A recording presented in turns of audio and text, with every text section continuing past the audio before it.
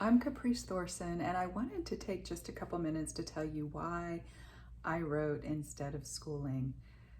Because I've invested the last 15 years creating alternatives to the factoring schooling system for my two daughters and other, children.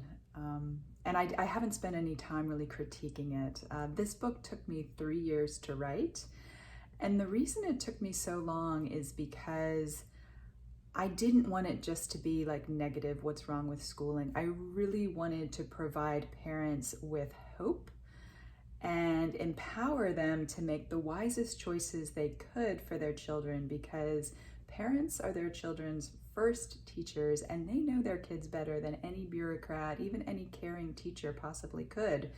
But they've been kind of convinced that they aren't capable of educating their kids.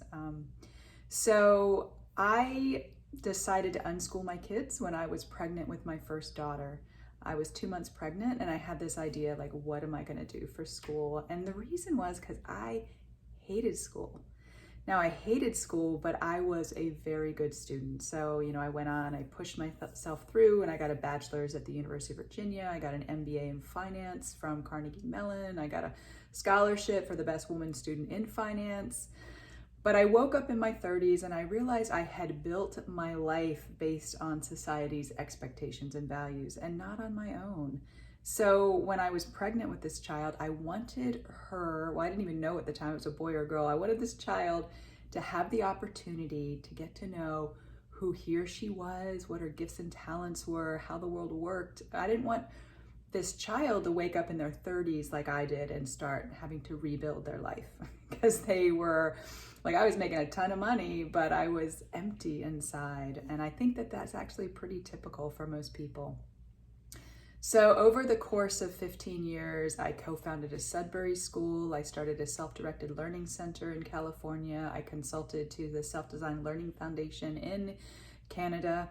And I tried to start 2 charter schools for the Self-Design Learning Foundation. Now in Canada, they were an award-winning public school with an amazing track record. And they also had the largest special ed population of any public school in Canada. So I couldn't get them authorized. I got $500,000 from the US federal government to start these 2 charter schools, but I couldn't get them authorized. And this is what the assistant superintendent said. He said, on the one hand, you have self-design, which allows children to follow their interests and passion. On the other hand, you have the California Department of Education that requires all children to learn the same things at the same time. Inherently, the idea that you are going to allow students to select their curriculum based on what they are passionate about, it's inherently contradictory to you have to learn these things and you have to learn them in this order.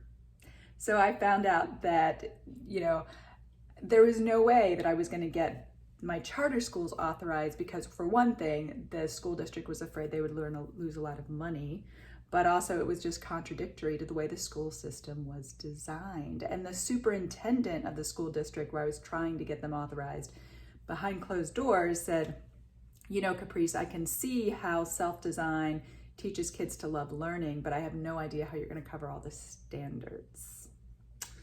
So it was amazing that I had to turn away $500,000 that I got from the US Department of Education. But I did, and at that time, I just vowed I am never going to try and innovate in education again. I'm done. I'm fed up. Because in the charter school process, I saw that it was the textbook manufacturers that had the curriculum locked up.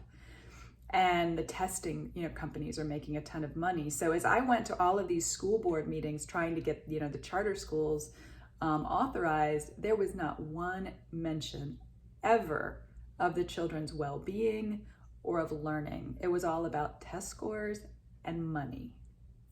So fast forward a few years, I get divorced, and I won't go through that mess.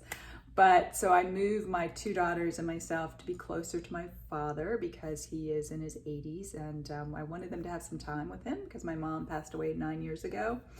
So we moved to this new town, and my youngest daughter says, Mom, I'm going to try public school because I want some instant friends, and that's how I think I can get them. So her experience was so disenchanting. And I have a podcast on my website that goes through it. But we basically saw that children were being controlled by fear and shame so that the teachers could march them through this boring, irrelevant, standardized curriculum. And I started getting curious. I was like, how is this school system so based on fear and shame? And as I uncovered the roots of schooling that go back to the 1800s, I realized that the men who designed schooling had a fear of human nature, and they wanted to control it, and they wanted to shape people into obedient workers. So that's kind of how I started writing this book. But as I said, it took me 3 years because I didn't just want to focus on that, fearful story of how it started. I wanted to provide people with practical, useful ways to educate their children that aren't schooling.